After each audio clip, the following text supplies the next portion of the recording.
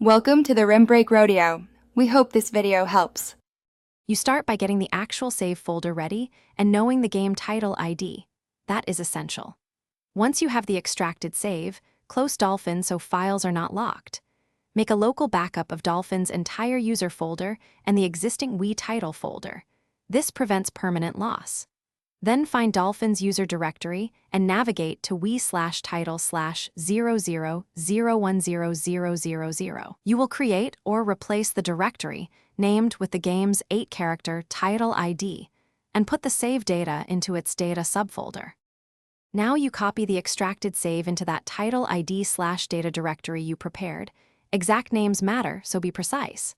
Once the files are in place, check permissions so Dolphin can read and write them. On Windows, right-click Right Arrow Properties. On Mac OS, use Finder Get Info. After that, open Dolphin, go to Tools, then Manage Wii Save to confirm the save appears. If the save is listed, Dolphin can use it.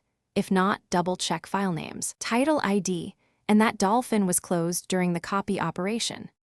Finally, launch the Wii game in Dolphin and go straight to the in-game save or load screen to verify the imported data works.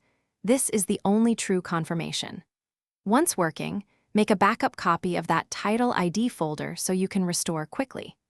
If the save doesn't show, close Dolphin and recheck the title ID path, ensure the save folder contains the proper data files, and verify Dolphin can access the files. Adjust OS permissions or run Dolphin as your user to fix access issues. Thanks for watching. Consider subscribing if we helped you.